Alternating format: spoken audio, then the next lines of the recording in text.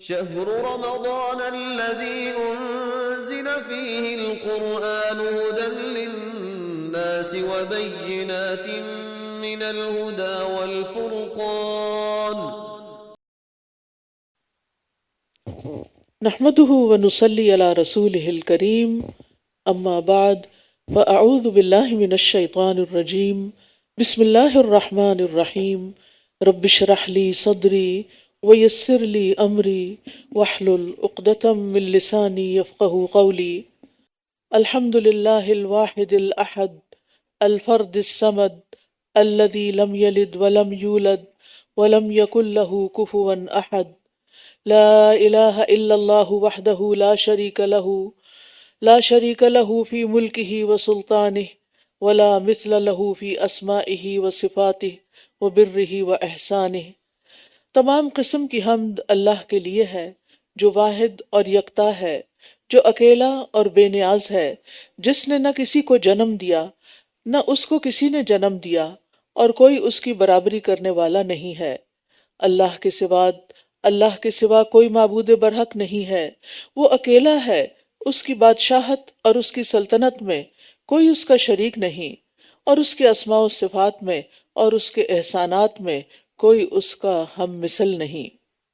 5واں پارہ والمحصنات من النساء الا ما ملكت ايمانكم كتاب الله عليكم واحل لكم ما وراء ذلكم ان تبتغوا باموالكم محسنين غير مسافحين فما استمتعتم به منهن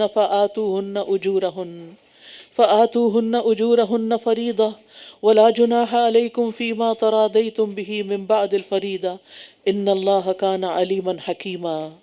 اور شادی شدہ عورتیں بھی تم پر حرام ہیں سوائے ان کنیزوں کے جو تمہارے دائیں ہاتھ کی ملکیت میں ہوں، یہ تم پر اللہ کا لکھا ہوا حکم ہے، اور ان کے علاوہ یعنی دیگر عورتیں تمہارے لیے حلال کی گئی ہیں بشرطے کہ تم اپنے مال یعنی مہر کے ذریعے انہیں حاصل کرو، پاک دامنی اختیار کرنے والے ہو نہ کہ بدکاری کرنے والے۔ پھر اس نکاح کے ذریعے جو بھی فائدہ تم ان سے اٹھاؤ تو انہیں ان کے مقرر کیے ہوئے مہر ادا کر دو، اور مہر مقرر کر دینے کے بعد باہم رضامندی سے اس میں کمی بیشی کرنے میں تم پر کوئی گناہ نہیں، بے شک اللہ بہت علم والا بہت حکمت والا ہے۔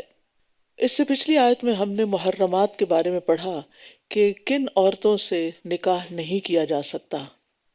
اس کے بعد یہاں مزید بتایا جا رہا ہے کہ جو عورت کسی اور مرد کے نکاح میں ہو اس سے بھی نکاح نہیں کیا جا سکتا، خواہ صرف نکاح ہوا ہو اگرچہ رخصتی نہ بھی ہوئی ہو، پھر بھی کسی عورت کا نکاح دوبارہ نہیں ہو سکتی، نکاح پر نکاح نہیں ہو سکتا۔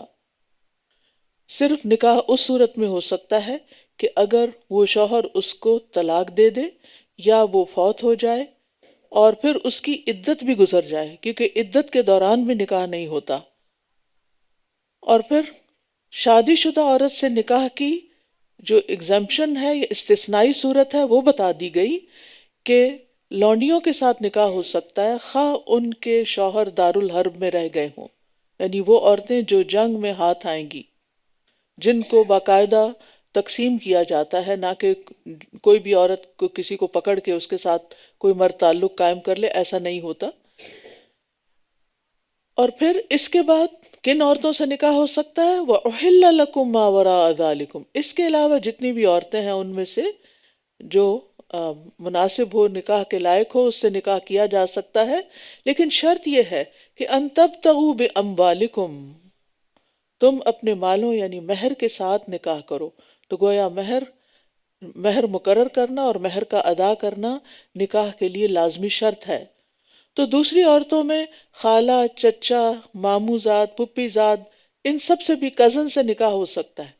یہاں کے بچوں میں ایک عام ٹرینڈ دیکھنے میں آیا ہے کہ اب کزن سے شادی نہیں کرتے کہ وہ تو ہماری بہن ہے۔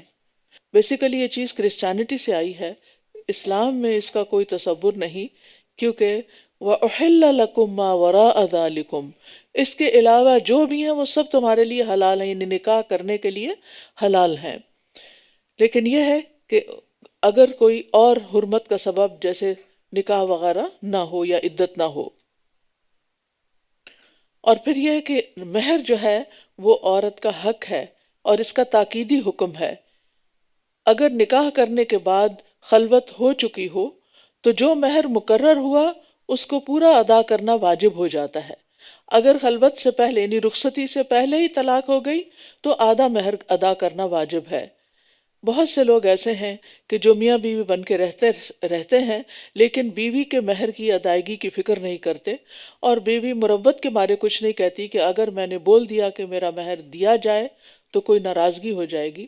تو مردوں کو چاہیے کہ نکاح کے بعد وہ پہلی فرصت میں اپنا یہ قرض ادا کریں اور عورت کا حق اس کو دیں۔ پھر فرمایا، اور تم میں سے جو آزاد مومن عورتوں سے نکاح کرنے کی وسعت نہ رکھتا ہو تو مومن لونڈیوں میں سے جو تمہارے دائیں ہاتھ کی ملکیت ہیں ان سے نکاح کر لے۔ اللہ تمہارے ایمان کو زیادہ جانتا ہے۔ تم سب ایک ہی طرح کے ہو، لہٰذا ان لونڈیوں سے ان کے مالکوں کی اجازت سے نکاح کرو اور انہیں ان کے مہر معروف طریقے سے ادا کرو، بشرطے کہ وہ نکاح میں محفوظ ہونے والی ہوں، نہ کہ بدکاری کرنے والی اور نہ ہی چھپے دوست بنانے والی ہوں۔ تو جب وہ نکاح میں لے آئی جائیں پھر اگر وہ کسی بدکاری کا ارتکاب کریں یعنی زنا کا، تو انہیں پاک دامن عورتوں کے مقابلے میں آدھی سزا ہوگی۔ یہ لونڈیوں سے نکاح کی اجازت اس کے لیے ہے جو تم میں سے گناہ میں پڑنے سے ڈرتا ہو، اور اگر تم صبر کرو تو تمہارے لیے بہتر ہے، یعنی آزاد عورت سے ہی شادی کرو، اور اللہ بہت بخشنے والا نہایت رحم کرنے والا ہے۔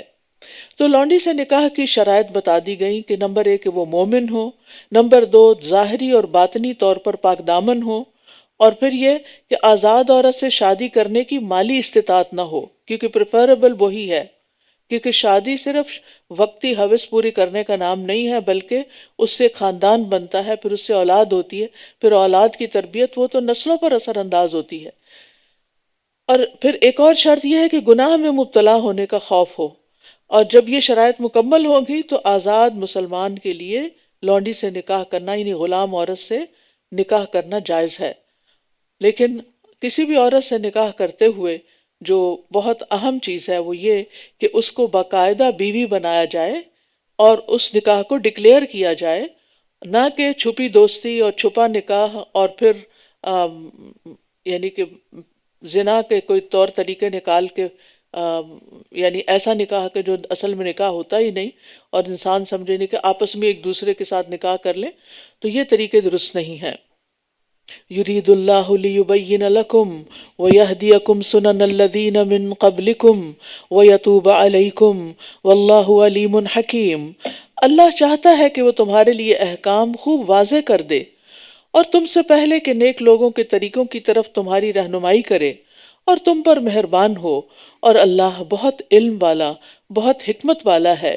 اور اللہ چاہتا ہے کہ وہ تم پر مہربان ہو، اور جو لوگ خواہشات کی پیروی کرتے ہیں وہ چاہتے ہیں کہ تم گمراہی کی طرف خوب مائل ہو جاؤ، یعنی ہر شخص اسی کی طرف دعوت دیتا ہے جسے وہ خود پسند کرتا ہے، تو جو خود بھٹکا ہوا ہے وہ کیا چاہے گا کہ دوسرے لوگ بھی بھٹک جائیں، اور جو نیکی کے راستے پر چل رہا ہو وہ چاہے گا کہ دوسرے لوگ بھی نیکی کے راستے پر آ جائیں۔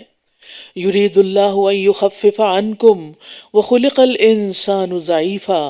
اللہ چاہتا ہے کہ وہ تم سے ناروا پابندیوں کا بوجھ ہلکا کر دے، اور انسان بہت کمزور پیدا کیا گیا ہے۔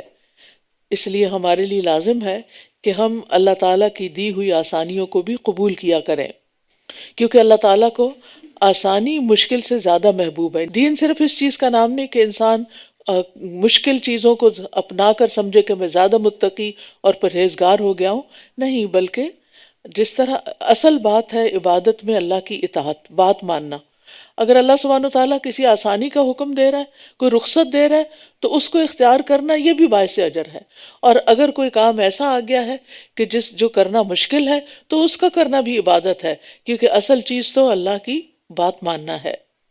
کیونکہ اللہ تعالیٰ چاہتے ہیں، سورۃ البقرہ میں گزر چکا ہے، یرید اللہ بکم اليسر ولا یرید بکم العسر، کہ اللہ تمہارے لیے آسانی چاہتا ہے اور تمہارے لیے مشکل نہیں چاہتا۔ پھر فرمایا، یا ایھا الذین آمنوا لا تأکلوا اموالکم بینکم بالباطل، اے لوگو جو ایمان لائے ہو، اپنے مالوں کو آپس میں باطل طریقے سے نہ کھاؤ، الا یہ کہ تمہاری باہم رضامندی سے تجارت کی کوئی صورت ہو، اور تم اپنے آپ کو قتل نہ کرو، بے شک اللہ تم پر نہایت رحم کرنے والا ہے۔ یہاں دوسروں کے مال کی حرمت کا بیان ہے کہ کوئی کسی کا مال نہ کھائے، نہ کسی مسلمان کا، نہ ذمی کافر کا، نہ حربی کافر کا جس سے کوئی معاہدہ ہو۔ کسی کا بھی مال غصب نہیں کیا جا سکتا، چاہے کوئی مسلم ہو یا نان مسلم۔ اور بالباطل کا مطلب کیا ہے کہ وہ طریقے جو شرعاً ممنوع ہیں، جیسے چوری، غصب، خیانت، جوا، سود، غلط قسم کے کانٹریکٹس۔ تو باطل طریقے سے مختلف طرح کی آمدنیاں ہوتی ہیں، ایک وہ کہ جس میں کسی دوسرے کا مالی نقصان ہو، یعنی کسی کی اجازت کے بغیر اس کے مال کو غصب کر لینا۔ پھر اسی طرح سود کی ساری شکلیں، پھر اسی طرح ہر ایسا کام جس میں تھوڑی سی محنت سے بہت سارا مال حاصل ہو جائے، جیسے جوا، لاٹری، سٹہ بازی وغیرہ۔ اسی طرح قسمت کے سودے، پھر اسی طرح بچوں کے ایسے کھیل کہ جن پہ اگر نشانہ لگے تو اتنی قیمت اور نہ لگے تو اتنی۔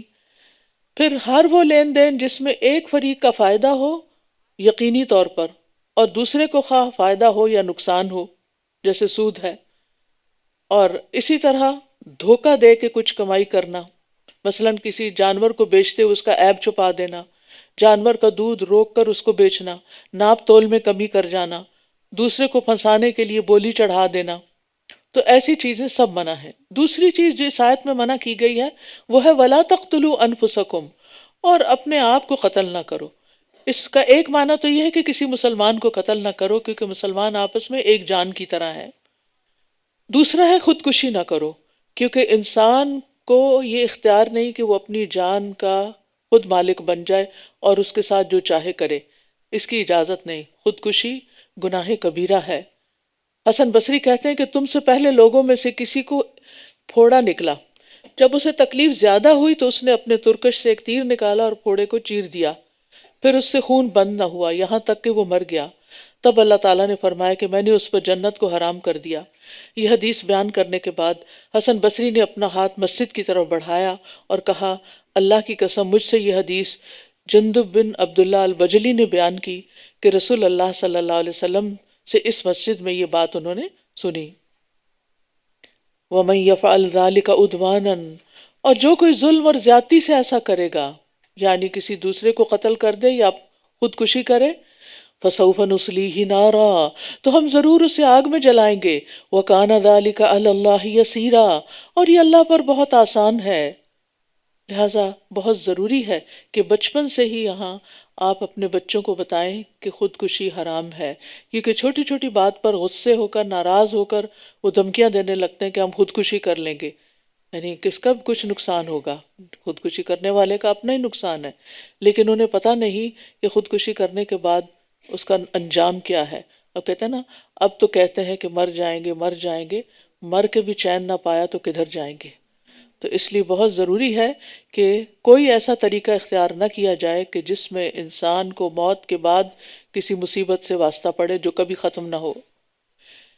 پھر فرمایا ان تجتنبوا کبائر ما تنہون عنہ نکفر عنکم سیئاتکم وندخلکم مدخلا کریما، اگر تم ان بڑے بڑے گناہوں سے بچتے رہو گے جن سے تم روکے جاتے ہو تو ہم تمہاری چھوٹی موٹی برائیاں تم سے دور کر دیں گے اور تمہیں مقام عزت یعنی جنت میں داخل کریں گے۔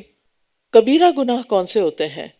کبیرہ گناہ حدیث کے مطابق جن 7 کبیرہ گناہوں کا ذکر آیا ہے، آپ نے فرمایا 7 ہلاک کرنے والے گناہوں سے بچو۔ صحابہ نے پوچھا یا رسول اللہ وہ کون سے گناہ ہیں؟ فرمایا شرک باللہ، جادو، ایسی جان کو ناحق قتل کرنا جسے اللہ نے حرام قرار دیا، سود، یتیم کا مال کھانا، میدان جنگ سے فرار، پاک باز بھولی بھالی عورتوں پر، مومن عورتوں پر تہمت لگانا، اسی طرح والدین کی نافرمانی، جھوٹی گواہی دینا، یہ تمام کبیرہ گناہ ہیں۔ اور بڑے گناہوں سے اجتناب کے بعد اللہ تعالیٰ چھوٹے گناہ معاف کر دے گا، جواب طلبی نہیں کرے گا، لیکن اگر بڑے گناہوں سے اجتناب نہ کیا جائے تو ساتھ ہی ساتھ چھوٹے گناہوں کا بھی مواخذہ ہو جائے گا۔ رسول اللہ صلی اللہ علیہ وسلم نے فرمایا کبیرہ گناہوں سے اجتناب کرو اور سیدھے رہو اور خوش ہو جاؤ۔ ما فضل اللہ بہ بعضکم علی بعض للرجال نصیب مما اکتسبوا وللنساء نصیب مما اکتسبن واسألوا اللہ من فضلہ ان اللہ کان بکل شیء علیما۔ اور تم اس چیز کی تمنا نہ کرو جس میں اللہ تم میں سے ایک کو دوسرے پر فضیلت عطا کی ہے، مردوں کے لیے اس میں سے حصہ ہے جو انہوں نے کمایا، اور عورتوں کے لیے اس میں سے حصہ ہے جو انہوں نے کمایا، اور اللہ سے اس کے فضل کا سوال کرو، بے شک اللہ ہر چیز کو خوب جاننے والا ہے۔ کسی کی نعمت سے حسد نہیں کرنا چاہیے، یہ نہیں کہنا چاہیے کاش یہ مال مجھے مل جاتا، یہ گھر مجھے مل جاتا، یہ گاڑی مجھے مل جاتی، کیونکہ کسی کی نعمت دیکھ کر دل میں جلنا اور کڑھنا اس کی بہت مذمت آئی ہے۔ اسی طرح نیکی کے کاموں میں بھی حسد نہیں ہونا چاہیے، رشک ہونا چاہیے۔ ام سلمہ نے خود رسول اللہ صلی اللہ علیہ وسلم سے دریافت کیا کہ مرد لوگ جہاد کرتے ہیں، ہم اس سے محروم ہیں، میراث میں بھی ہمارا آدھا حصہ ہے، تو اس پر یہ آیت نازل ہوئی وَلَا تَتَمَنَّوْا مَا فَضَّلَ اللَّهُ بِهِ بَعْضَكُمْ عَلَى بَعْضٍ، کہ تم میں سے بعض پر جو اللہ نے نعمت کی ہے اس کی تمنا نہ کریں۔ یعنی اللہ تعالیٰ کے ہاں تقرب نیک اعمال سے ہوتا ہے، مرد کو محض مرد ہونے کی وجہ سے عورت پر عمل میں فضیلت نہیں، اور عورت محض عورت ہونے کی وجہ سے نیک عمل کے ثواب سے محروم نہیں، لہٰذا تم حسد کی بجائے اللہ کا فضل مانگا کرو۔ لہٰذا اگر کبھی کسی کی کوئی اچھی چیز دیکھ کر آپ کے دل میں کوئی خیال پیدا ہو تو اس وقت فوراً دعا کرنی چاہیے کہ یا رب العالمین تو مجھے بھی اس نعمت سے نواز، نہ کہ اس کو یہ کیوں مل گیا، اور دل میں یہ خواہش تو آنی ہی نہیں چاہیے کہ اس سے ختم ہو جائے، اس سے زائل ہو جائے، اس کی نعمت اس سے چلی جائے، کیونکہ کسی کی نعمت کا زوال کی تمنا ہی دراصل حسد ہے۔ اور یہاں واضح کر دیا گیا مردوں کے لیے اس میں سے حصہ ہے جو انہوں نے کمایا، یعنی اللہ سبحانہ و تعالیٰ اصل میں تو کوشش دیکھے گا، اور عورتوں کے لیے اس میں سے حصہ ہے جو انہوں نے کمایا، اور اللہ سے اس کے فضل کا سوال کرو، بے شک اللہ ہر چیز کو خوب جاننے والا ہے۔ اور اس ترکے میں سے جو والدین اور قریب ترین رشتہ دار چھوڑ جائیں ہم نے ہر ایک کے وارث مقرر کر دیے ہیں، اور جنہیں تم سے تمہارے عہد و پیمان نے باندھ رکھا ہے تو تم انہیں بھی ان کا حصہ دے دو، بے شک اللہ ہر چیز پر خوب گواہ ہے۔ بات یہ ہے کہ مال جب کوئی شخص فوت ہو جاتا ہے تو مال کی تقسیم اللہ سبحانہ وتعالیٰ کے بتائے ہوئے طریقے کے مطابق ہی کی جانی چاہیے، اور اس میں ورثاء کے علاوہ کوئی بھی وارث نہیں بن سکتا، ہاں وصیت کی اجازت ہے۔ تو اس آیت کریمہ کے پہلے حصے میں اللہ تعالیٰ نے یہ خبر دی ہے کہ مرد ہو یا عورت ہر ایک کے ورثاء اور رشتہ دار ہوتے ہیں جو اس کے مرنے کے بعد اس کے وارث بنتے ہیں۔ بعض لوگ کہتے ہیں ہم اپنے وارثوں کو اپنی زندگی میں دے دیں، بھئی وارث تو کوئی کہلاتا ہی اس وقت ہے جب کوئی فوت ہو جاتا ہے، تو زندگی میں تو آپ صرف گفٹ دیتے ہیں، اور وہ پھر ساری اولاد کو برابر کا دینا ہوتا ہے۔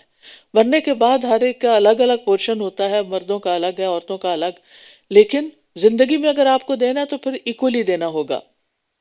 لیکن ایک نصیحت کرتی جاؤں کہ کبھی بھی اپنے ہاتھ کاٹ کے نہ رکھیں کہ اپنا سب کچھ بچوں کو زندگی میں دے کے خود ان کے محتاج بن جائیں اور پھر وہ جس طرح چاہیں آپ سے کھیلیں اور انتہائی بڑھاپے میں آپ کو کسی ہوم میں جا کے پھینک آئیں، تو یہ نہیں ہونا چاہیے۔ اللہ نے وراثت اسی لیے رکھی ہے کہ انسان اپنی زندگی میں اپنے مال سے جیسے چاہے فائدہ اٹھائے، اور پھر مرنے کے بعد جو بھی وارث ہیں ان کے حصے میں اللہ کی بتائی ہوئی تقسیم کے مطابق تقسیم ہو جائے۔ پھر فرمایا الرجال قوامون علی النساء بما فضل اللہ بعضهم علی بعض وبما انفقوا من اموالهم فالصالحات قانتات حافظات للغیب بما حفظ اللہ۔ مرد عورتوں پر ذمہ دار ہیں، قوام ہیں۔ قوام مینیجر کے معنوں میں ہوتا ہے، یعنی ان کے تمام امور کو مینیج کرنے والے ہیں۔ اس وجہ سے یعنی ایک گھر کے ایک چھوٹی سی ریاست میں مرد جو ہے ایک کنگ کی حیثیت رکھتا ہے اور عورت کوئین کی حیثیت رکھتی ہے۔ اور یہ کیوں؟ کیونکہ کوئی بھی آرگنائزیشن اپنے پراپر انتظامی امور کو طے کرنے کے بغیر نہیں چل سکتی۔ اس میں ہر ایک کو اس کا کام پتہ ہونا چاہیے، اپنی ذمہ داری پتہ ہونی چاہیے، اس کی جاب ڈسکرپشن اس کے پاس ہونی چاہیے، اور اس کے مطابق اس کو کام کرنا چاہیے۔ تو اللہ سبحانہ وتعالیٰ نے مردوں کو گھر کی اس چھوٹی سی ریاست میں قوام بنایا، فرمایا اس وجہ سے کہ اللہ نے ان میں سے ایک کو دوسرے پر فضیلت دے رکھی ہے، یعنی جسمانی قوت، بعض اوقات عقلی قوت، اور اس وجہ سے بھی کہ وہ اپنے مال خرچ کرتے ہیں۔ یعنی گھر چلانا عورت کی ذمہ داری نہیں ہے اسلام میں، یہ مرد کی ذمہ داری ہے. تو ظاہر ہے پھر جو مال لگائے گا قوام بھی وہی ہوگا. بس نیک عورتیں فرما بردار ہوتی ہیں. مرد قوام ہیں تو عورتیں صالحات ہیں، قانتات ہیں، حافظات ہیں، اپنی عزت اور شوہر کے مال کی غائبانہ حفاظت کرنے والی ہیں، اس وجہ سے کہ اللہ نے ان کے حقوق کی حفاظت کی ہے. یعنی عورتوں کے اندر یہ صفات کیوں ہونے چاہیے؟ کیونکہ اللہ نے ان کی حفاظت کی ہے. اور وہ عورتیں جن کی سرکشی سے تم ڈرتے ہو، بس انہیں نصیحت کرو، اور نہ مانے تو بستروں میں انہیں علیحدہ کر دو. یعنی ناراض ہو جاؤ، کٹی کر لو، اور پھر بھی نہ مانے تو انہیں ہلکی سی مار مارو. پھر اگر وہ تمہاری اطاعت کرنے لگے تو ان پر زیادتی کا کوئی راستہ تلاش مت کرو، بے شک اللہ بہت بلند بہت بڑا ہے. تو مرد جو ہیں اللہ تعالیٰ نے ان کو قوام بنایا، سرپرست بنایا، منتظم بنایا، ان کے اوپر معاشی معاشرتی ذمہ داریاں ڈالی، کیونکہ اس کے اندر یہ صلاحیت ہے کہ وہ ان کو پورا کریں. عورت کے اپنے مخصوص حالات ہوتے ہیں، اس کو پریگننسی کے مرحلے سے گزرنا ہوتا ہے، پھر اس کو بچے کی ولادت کے مرحلے سے، پھر بچے کے پیدا ہونے کے بعد دودھ پلانے کا مرحلہ، پھر اس کی تربیت اور اس کو بڑا کرنے کا مرحلہ. یہ بہت بڑی ذمہ داری ہے. اب اگر عورت پر یہ ذمہ داری بھی اور اس کے ساتھ ساتھ اس کو کمانے کی ذمہ داری بھی دے دی جائے، اور گھر چلانے کی اور گھر کے سارے بل دینے کی اور ساری مینجمنٹ گھر کی، تو یہ اس کے ساتھ بہت بڑی زیادتی ہے. تو اللہ سبحانہ وتعالیٰ نے دونوں کے کام الگ الگ کر دیے، تقسیم کر دیے، اور ہر ایک کو اپنی ذمہ داری پوری کرنے پر انشاءاللہ اجر ملے گا. اور ویسے بھی آپ دیکھیں کہ یہاں مردوں کی جو قوت کا ذکر کیا گیا کہ جسمانی ساخت کے لحاظ سے عورتوں سے زیادہ مضبوط ہوتے ہیں. مشقت کے جتنے کام مرد کر سکتے ہیں عورتیں نہیں کر سکتی اپنی فزیکل کنڈیشنز کی وجہ سے. اگر پریگننسی اور پیدائش وغیرہ کا مرحلہ نہ بھی ہو تو منتھلی پیریڈ سائیکل جو ہے وہ بھی ان کو بہت کمزور کر دیتا ہے بعض اوقات، اور بہت ہارمونل چینجز آتے ہیں ان کی باڈی میں ہر مہینے، جس کی وجہ سے ان کے موڈ سوئنگز بھی ہوتے ہیں اور کچھ اور مسائل بھی ہو جاتے ہیں. تو ان ساری صورتوں میں پھر اس کے لیے کچھ کام کرنا، بہت سے کام کرنا مشکل بھی ہو جاتا ہے. تو اللہ سبحانہ وتعالیٰ نے مرد کو عورت پر نگران بنایا ہے. نبی صلی اللہ علیہ وسلم نے فرمایا تم میں سے ہر شخص نگران ہے، اور ہر شخص سے اس کی رعیت کے بارے میں پوچھا جائے گا. بس امیر نگران ہے اور مرد اپنے گھر والوں پر نگران ہے.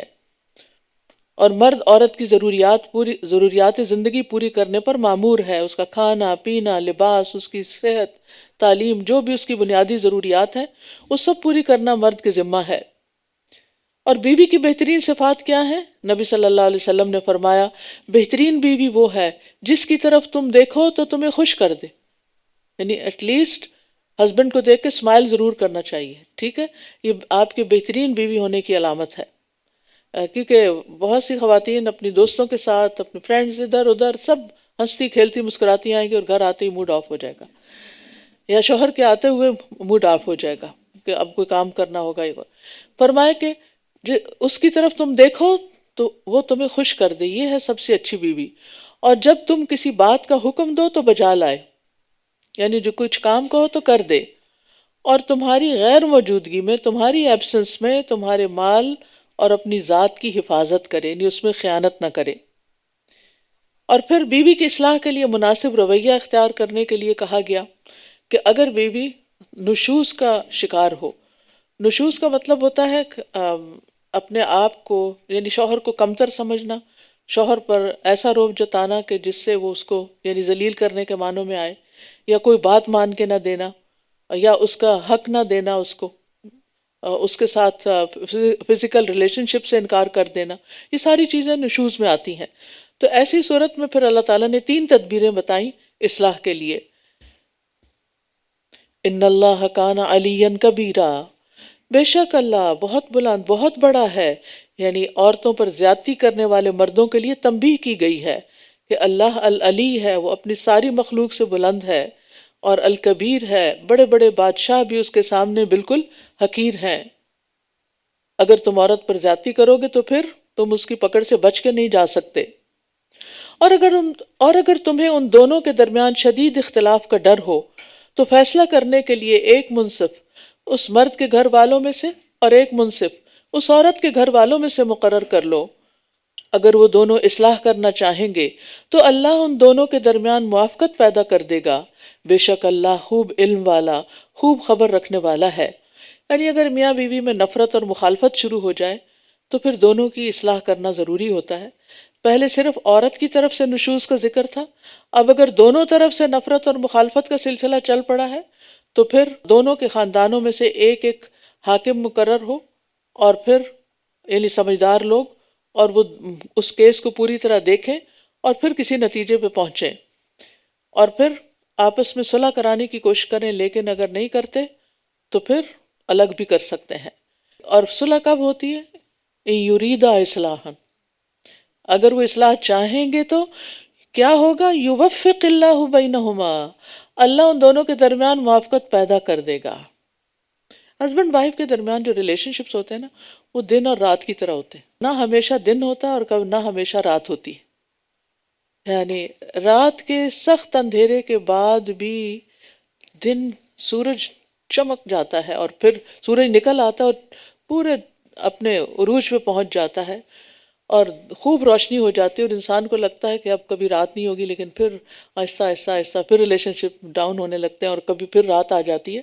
یہ سلسلے چلتے رہتے ہیں، اس سے گھبرانا نہیں چاہیے، پریشان نہیں ہونا چاہیے، اس کو نارمل لینا چاہیے، کیونکہ یہ انسانی نفسیات ہے، انسان ہے، ہم کمزور ہیں، کچھ چیزیں اچھی لگتی ہیں کچھ نہیں لگتی، پھر ایک دوسرے کی برداشت کرنی پڑتی ہیں۔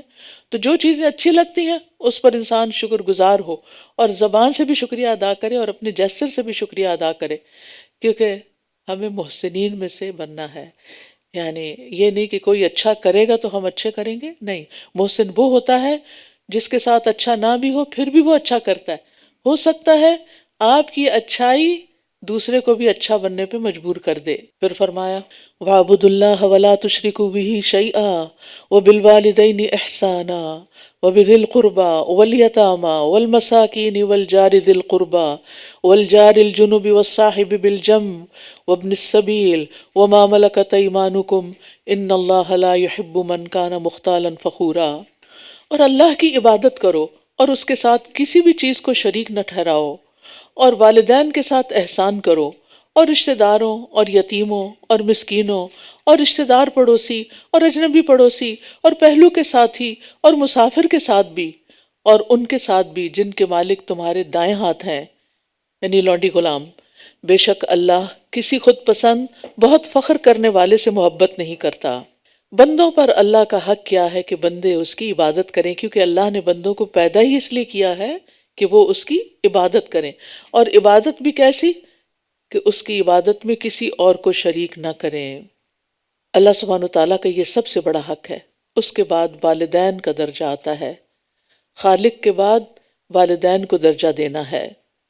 وہ سب لوگوں سے زیادہ شکر اور حسن سلوک کے حقدار ہیں، ان کے ساتھ اطاعت اور فرما برداری کا معاملہ کرنا چاہیے۔ اللہ سبحانہ وتعالیٰ نے اپنی عبادت اور اطاعت کے ساتھ اور ان کے شکر کو اپنے شکر کے ساتھ ملا دیا ہے، یعنی اللہ کا شکر ادا، انشکر لی ولوالدیک۔ ایک صحابی رسول اللہ صلی اللہ علیہ وسلم کی خدمت میں حاضر ہوئے اور عرض کیا، یا رسول اللہ، میرے اچھے سلوک کا سب سے زیادہ حقدار کون ہے؟ آپ نے فرمایا تمہاری ماں ہے۔ انہوں نے پوچھا اس کے بعد کون؟ آپ نے فرمایا تمہاری ماں۔ انہوں نے پوچھا اس کے بعد کون؟ فرمایا تمہاری ماں۔ اس کے بعد انہوں نے جب پوچھا چوتھی دفعہ تو آپ نے فرمایا پھر تمہارا باپ۔ یعنی سب سے زیادہ اچھا سلوک اپنے والدین سے ہی کرنا چاہیے۔ ہم سب اس بارے میں ضرور سوچیں کہ کیا ہم سب سے زیادہ محبت اپنے والدین سے کرتے ہیں، سب سے زیادہ دعائیں ان کے لیے کرتے ہیں، ان کی زندگی میں سب سے زیادہ خیال ان کا رکھتے ہیں، ان کا دل خوش کرتے ہیں، ان کی خدمت کرتے ہیں، ان پر اپنا مال خرچ کرتے ہیں، اور ان کی زندگی کے بعد بھی، ان کے فوت ہونے کے بعد بھی سب سے زیادہ ان کو مس کرتے ہیں اور ان کی طرف سے صدقہ کرتے ہیں، یا ان کے ساتھ ہم کسی بھی طرح کا احسان کرتے ہیں یا نہیں؟ اگر نہیں کر رہے تو اپنے آپ کا جائزہ لے کر اپنے طرز عمل کو ریوائز کرنے کی ضرورت ہے، اور اس معیار پر اپنے آپ کو لائیں۔ اس کے بعد باقی رشتے آتے ہیں۔ بچے عموماً جب جوان ہوتے ہیں تو اپنے دوست، عزیز، رشتہ دار اور لوگوں میں، محفلوں میں اپنا وقت بہت زیادہ لگاتے ہیں، لیکن والدین کو بھول جاتے ہیں۔ تو سب سے بڑا حق والدین کا ہے۔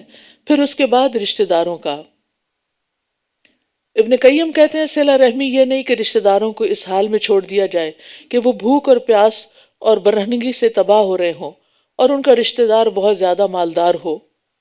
صلہ رحمی واجب ہے، خواہ رشتہ دار نان مسلم ہی کیوں نہ ہو، اس کا دین اس کے ساتھ اور صلہ رحمی کرنے والے کا دین اس کے ساتھ۔ ہمارا دین ہمیں یہی سکھاتا ہے کہ ہر رشتے کو نبھانا ہے، اور رشتہ دار کو صدقہ دینے پر صلہ رحمی کا اجر بھی ملتا ہے اور صدقے کا اجر بھی ملتا ہے۔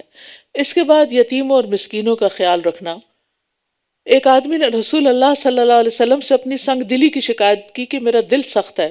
آپ نے فرمایا اگر تم دل کو نرم کرنا چاہتے ہو تو مسکین کو کھانا کھلاؤ اور یتیم کے سر پر ہاتھ رکھو۔ پھر اس کے بعد ہمسایوں کی بات آئی، والجار ذی القربى والجار الجنب والصاحب بالجنب، قرابت والے ہمسائے، اس سے مراد رشتہ دار ہمسائے ہیں، یعنی وہ آپ کے نیبرز بھی ہیں اور آپ کے ریلیٹیوز بھی ہیں۔ اور اجنبی ہمسائے سے مراد غیر رشتہ دار ہمسائے، اور پہلو کے ساتھی سے مراد آپ کے ہم نشین، دوست، سفر کے ساتھی، آپ کا اسپاؤس، بیوی یا شوہر، وہ بھی آپ کے ساتھی ہیں۔ اور علم سیکھنے کے لیے آنے والے جو طالب علم ہیں وہ ایک دوسرے کے ساتھی ہیں۔ اسی طرح کہیں آپ کاروبار کرتے ہیں مشترکہ، یا آپ کے ساتھ اور لوگ کام کرتے ہیں یا جاب کرتے ہیں، تو جتنے لوگ بھی آپ کے ساتھ اٹھتے بیٹھتے ہیں وہ سب آپ کے ہم نشین ہیں، وہ صاحب بالجم میں آتے ہیں۔ ان سب کے ساتھ احسان کا معاملہ کرنا چاہیے۔ اگر ہم ان سب باتوں پر عمل کریں تو دنیا کتنی خوبصورت ہو جائے، زندگی کتنی خوشگوار ہو جائے۔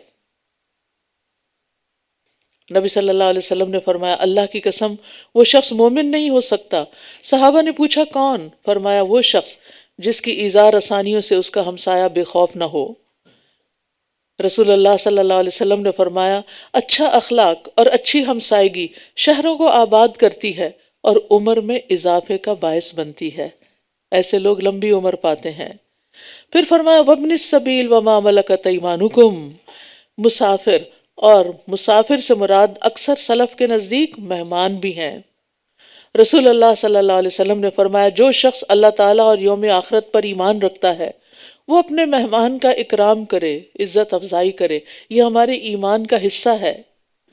اور پھر لونڈی غلام، آج کل لونڈی غلام تو نہیں ہے، لیکن جو لوگ بھی ایسے ہوں کہ جن کو سرمٹس کے طور پہ رکھا گیا ہو، آیا کے طور پر، بیبی سٹر کے طور پر، اس طرح کہ جس طرح عموماً بیک ہوم آپ دیکھتے ہیں کہ لوگ اپنی ہیلپ کے لیے لوگوں کو آن پیمنٹ رکھ لیتے ہیں، تو ان کے ویجز اتنی نہیں ہوتی کہ وہ اپنی ساری ضروریات پوری کر سکیں، تو ان سے زیادہ کام لے کے کم تنخواہ نہیں دینی چاہیے کہ یہ بہت ہماری سمارٹنیس ہے، ہم نے تو بس آپس میں لوگ ڈسکس کرتے ہیں تم اپنے ڈرائیور کو کتنا دیتے ہو، اتنا، ہم تو اتنا دیتے ہیں، تو گویا کم دینے والا زیادہ عقل مند ہوا۔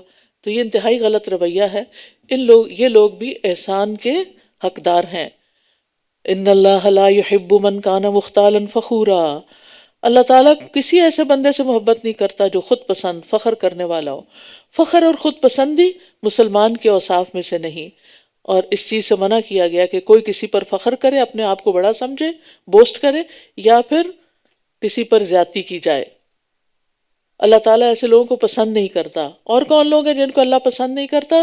الذین یبخلون ویأمرون الناس بالبخل، وہ لوگ جو بخل کرتے ہیں اور لوگوں کو بخل کرنے کا حکم دیتے ہیں، اور اللہ نے اپنے فضل سے جو کچھ انہیں عطا کیا ہے اسے چھپاتے ہیں، اور ہم نے ناشکری کرنے والوں کے لیے رسوا کن عذاب تیار کر رکھا ہے۔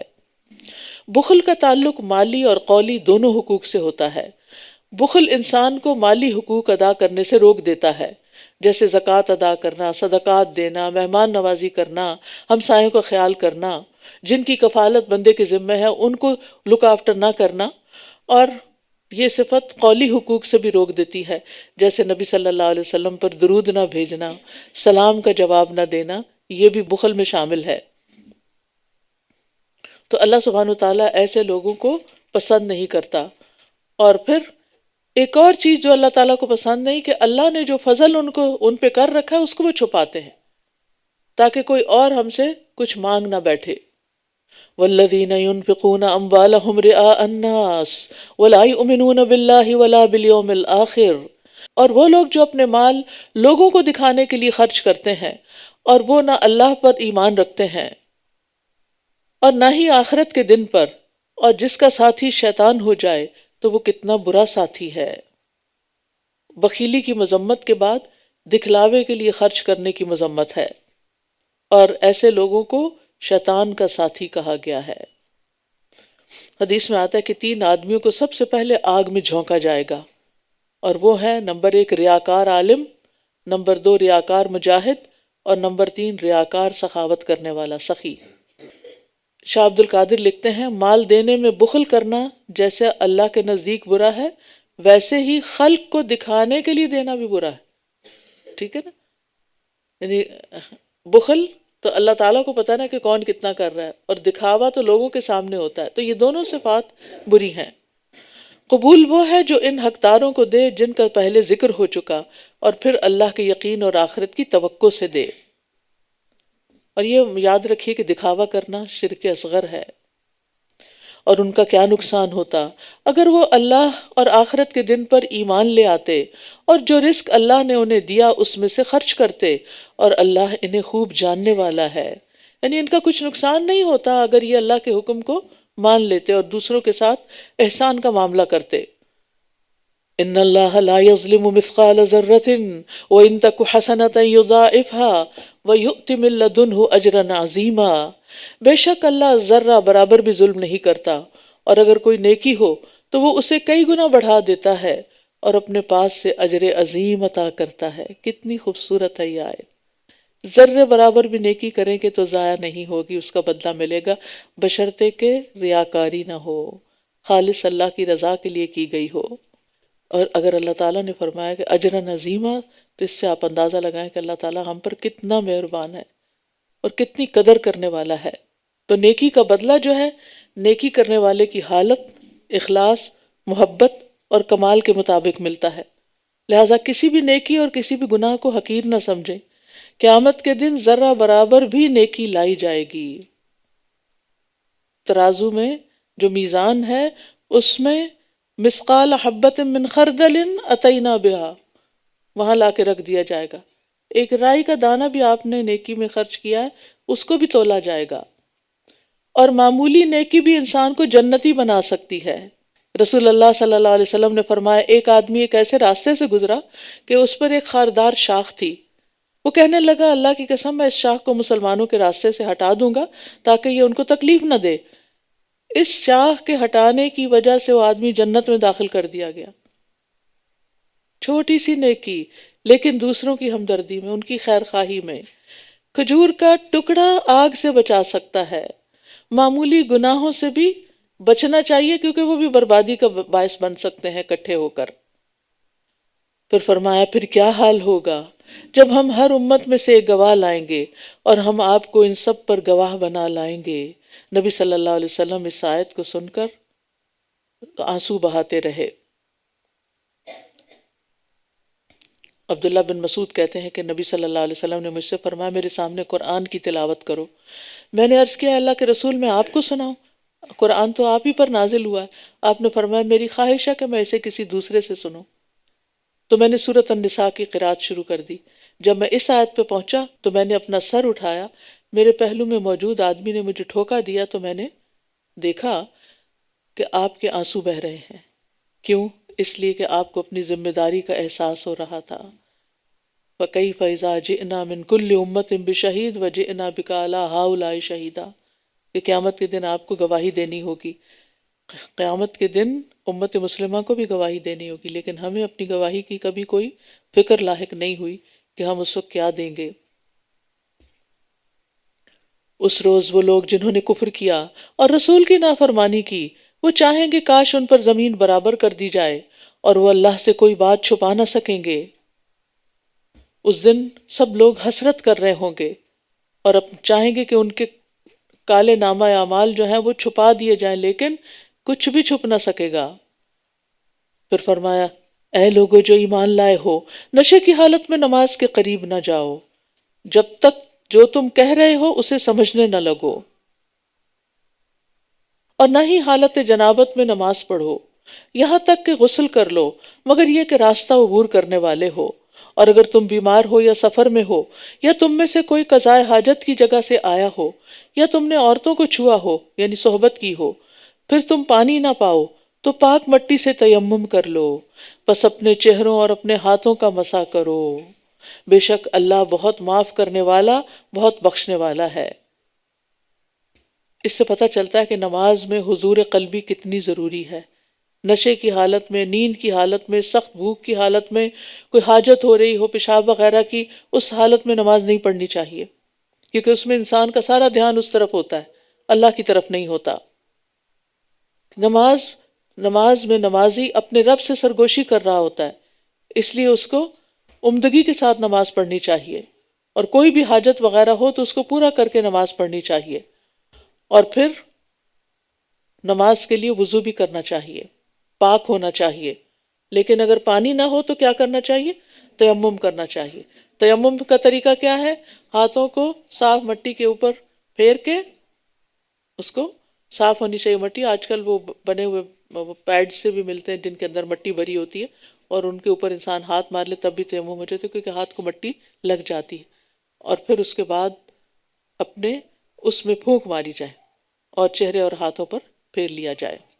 تیمم کٹ ہر گھر میں ہونی چاہیے، کوئی پتہ نہیں ہوتا کس وقت انسان کس بیماری میں مبتلا ہو جائے، کوئی بخار ہو جائے، کوئی شدید سردی ہو، اس میں وضو کرنا نہانا ممکن نہ ہو، تو ایسی صورت میں انسان تیمم کر سکتا ہے۔ ورنہ یہاں تو مٹی ڈھونڈنا بھی، اور پاک مٹی ڈھونڈنا جو کیمیکل سے پاک ہو، وہ بھی ایک مسئلہ ہے، وہ نہ تو آپ کے گھر کے پودوں میں ہے اور نہ آپ کے باہر گارڈن میں۔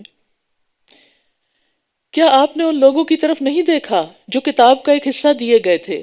وہ گمراہی خریدتے ہیں اور وہ چاہتے ہیں کہ تم بھی راستے سے بھٹک جاؤ، اور اللہ تمہارے دشمنوں کو خوب جانتا ہے، اور کافی ہے اللہ دوست، اور کافی ہے اللہ مددگار۔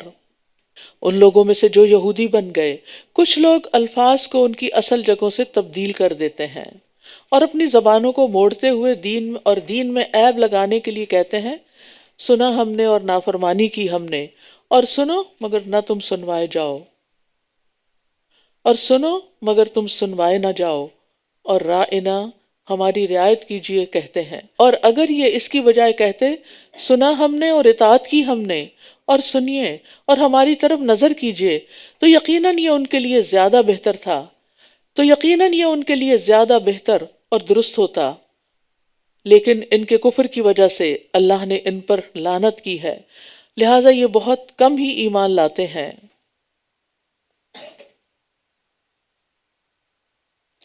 تو یقیناً یہ ان کے لیے بہتر اور زیادہ درست ہوتا، لیکن ان کے کفر کی وجہ سے اللہ نے ان پر لعنت کی، لہٰذا یہ بہت کم ہی ایمان لاتے ہیں۔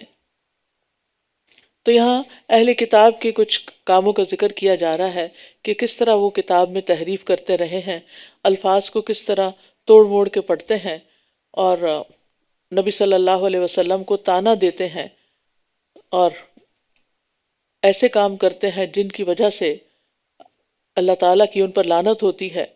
تو جو سمجھدار انسان ہوتا ہے وہ ایسے کاموں سے اجتناب کرتا ہے جس سے وہ ملعون ہو اور اللہ کی رحمت سے دھتکار دیا جائے۔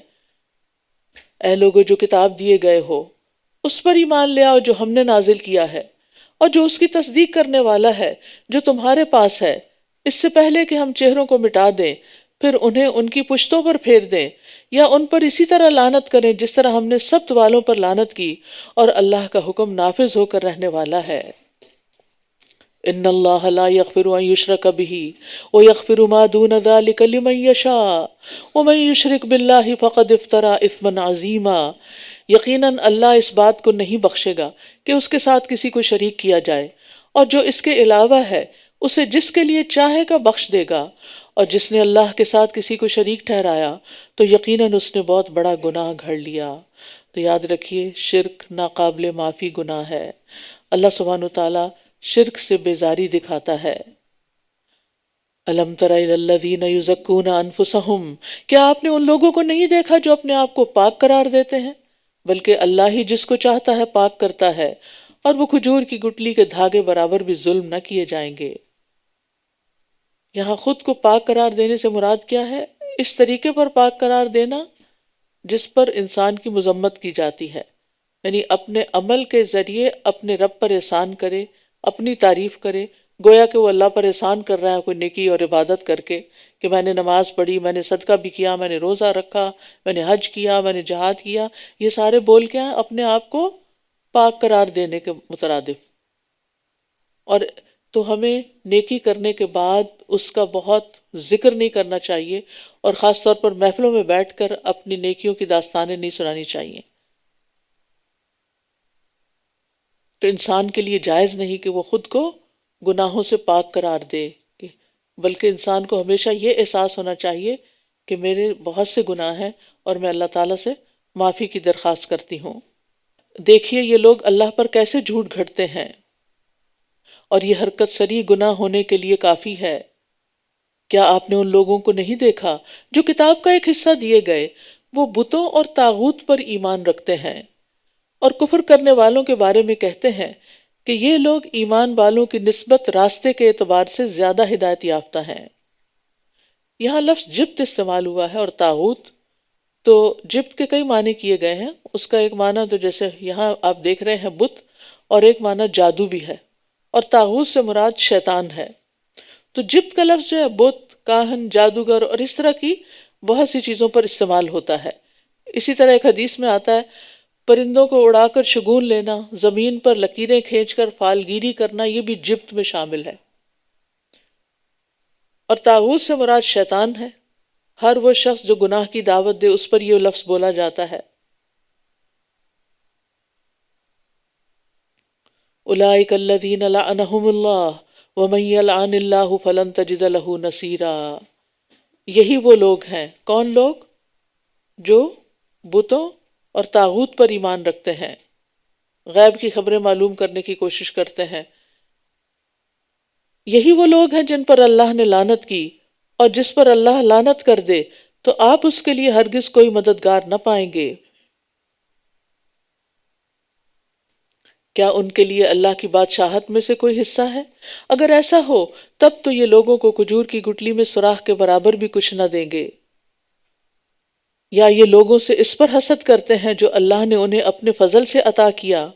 کوئی شک نہیں ہم نے آل ابراہیم کو کتاب اور حکمت عطا کی، اور ہم نے انہیں بہت بڑی بادشاہت عطا کی۔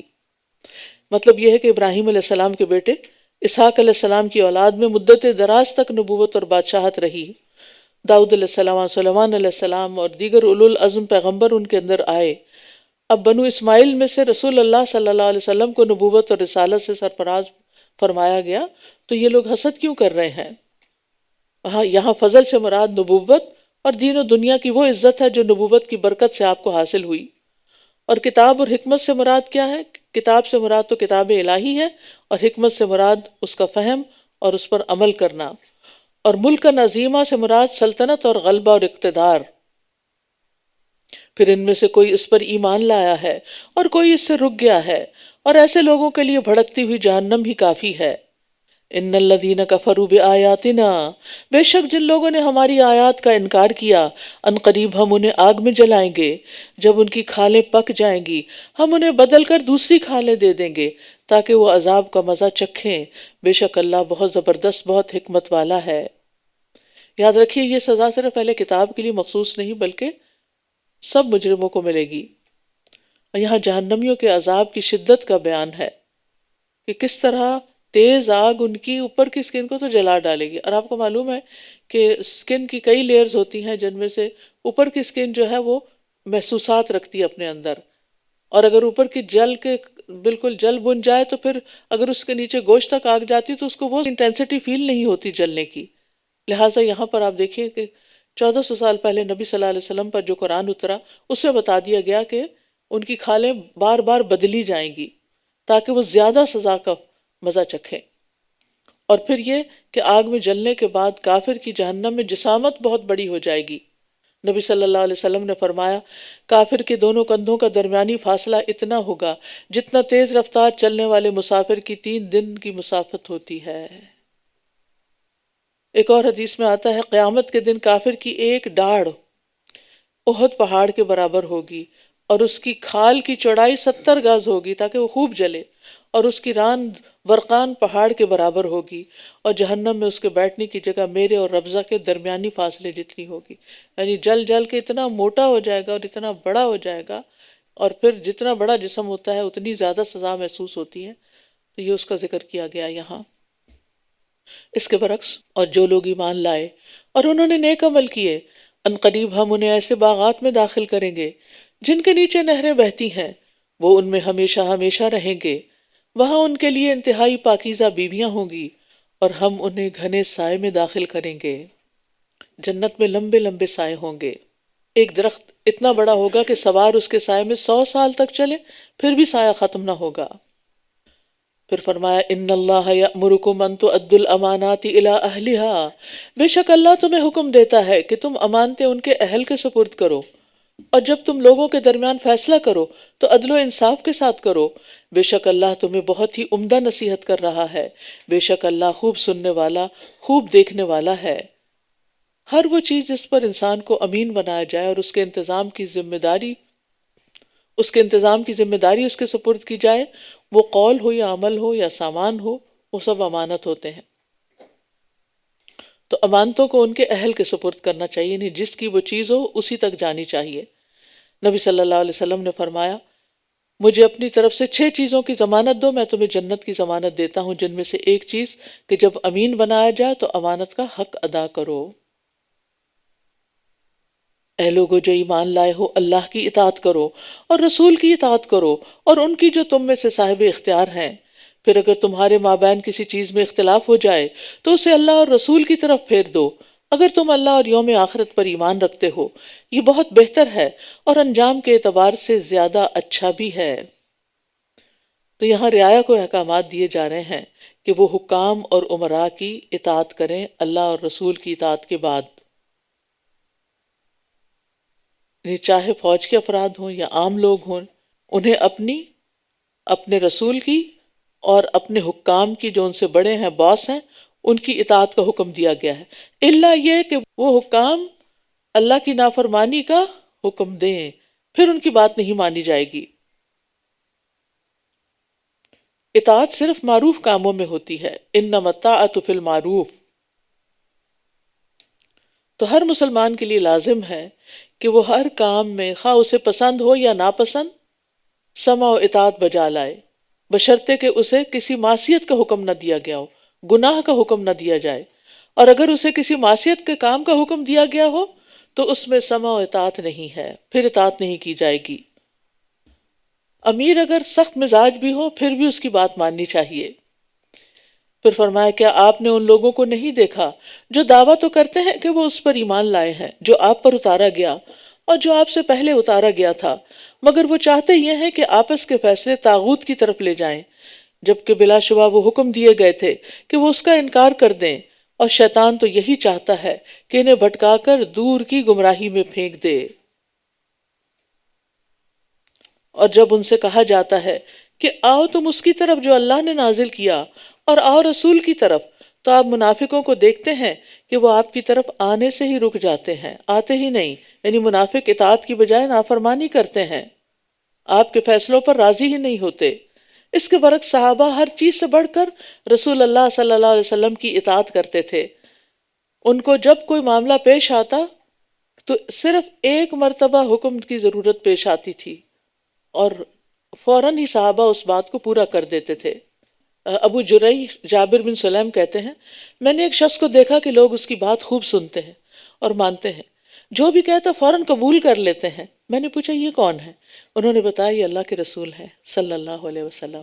یہ تھا صحابہ کا ایمان، یہ تھا صحابہ کا طریقہ کہ جو سنتے تھے مان جاتے تھے، کوئی ڈاؤٹس نہیں، کوئی بحث مباحثہ نہیں، کوئی کج بحثی نہیں، کوئی کسی بھی طرح کا کوئی اختلاف نہیں، جو کہا سمعنا و اطعنا۔ پھر کیا ہوتا ہے اس وقت جب ان کے ہاتھوں کی کمائی کی وجہ سے انہیں کوئی مصیبت پہنچتی ہے، پھر یہ اللہ کی قسمیں کھاتے ہوئے آپ کے پاس آ جاتے ہیں کہ ہم نے تو صرف بھلائی اور موافقت پیدا کرنے کا ارادہ کیا تھا۔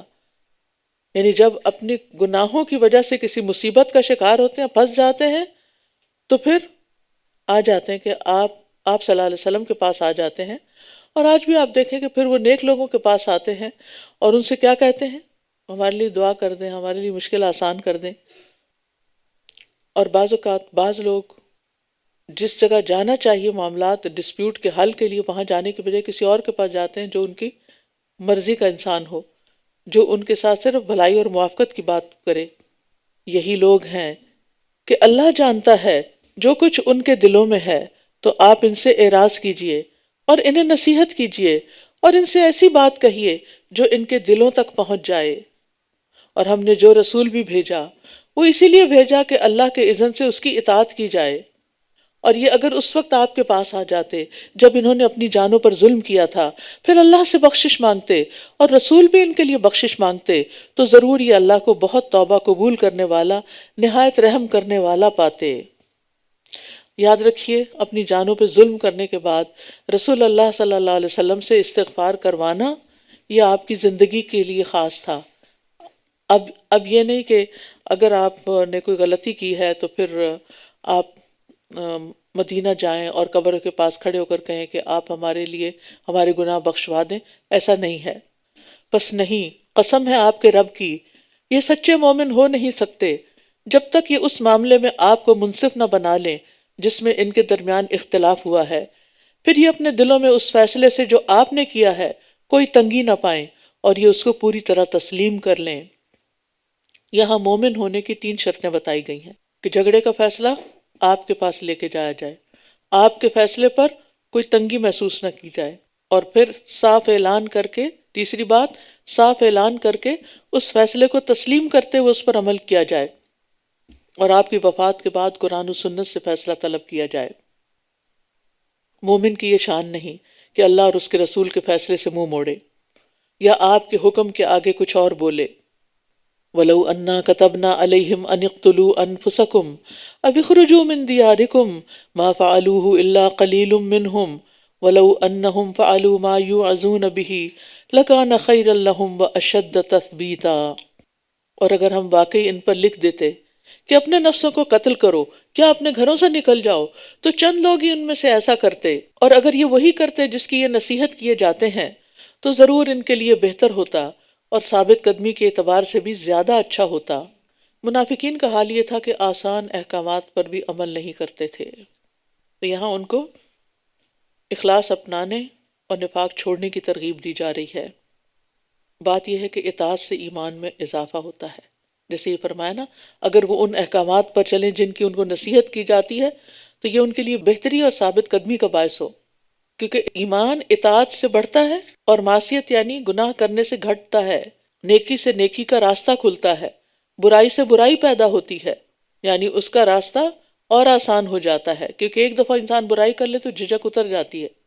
ابن تیمیہ کہتے ہیں بندہ جب اپنے علم کے مطابق عمل کرتا ہے، جو اس کو پتہ چلا اس نے کر لیا، تو اللہ اسے ایسی چیز کا علم عطا کرتے ہیں جس کو وہ نہیں جانتا ہوتا۔ یعنی اگر آپ نے جو آپ کو ملا اس پر عمل کر لیا تو اللہ تعالیٰ آپ کے علم میں اور اضافہ فرما دے گا۔ وَلَوْ أَنَّهُمْ فَعَلُوا مَا يُوعَظُونَ بِهِ لَكَانَ خَيْرًا لَّهُمْ وَأَشَدَّ تَثْبِيتًا، یہ اللہ کا وعدہ ہے